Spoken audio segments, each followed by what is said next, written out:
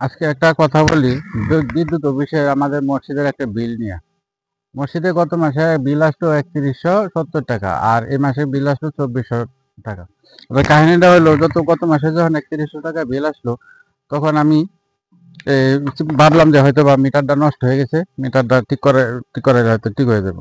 গেলাম বিদ্যুৎ অফিসে যাই বললাম, তারা বললো যে আগে টাকা পরিশোধ করেন, তারপরে এটা দেখা যাবে কি করা যায়। তখন আমি চিন্তা করলাম যে একটু বলে দেখি যে একটু বিলটা একটু কিছু করা যায় কিনা, কমানো যায় কিনা। তারা বলে যে না, আগে বিল পরিশোধ করেন, তারপরে কথা বলেন। আচ্ছা দেখ, আমার ঘরের মিটারটাও একই অবস্থা। তা আমি 2টা মিটারের জন্য আবেদন করলাম।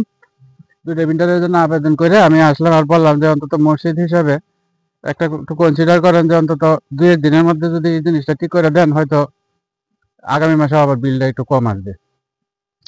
তখন বললো যে আচ্ছা ঠিক আছে। তা আমি চলে আসলাম আবেদনটা করে।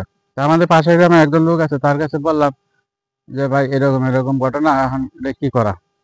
কয় যে ধরো তুমি একটা নাম্বার আছে, নাম্বারে ফোন করো, ফোন করলে হয়তো বা একটু তাড়াতাড়ি করে দিবে। তা আমি নাম্বারটা দিলে সেই নাম্বারটা ফোন করলাম।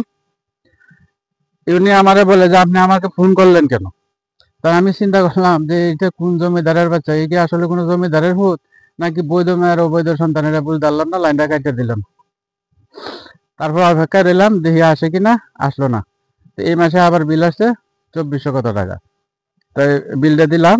দেওয়ার পরে এই এখন আবার আজকে 4-5 দিন হলো মিটারটা চেঞ্জ করে দিয়ে গেছে। তার মানে আমি 2 মাস অতিরিক্ত বিলগুলা দিলাম। মসজিদ হিসাবে একটু কোনো বিষয়ে কোনোভাবে তারা কনসিডার করতে রাজি হলো না বা করলো না।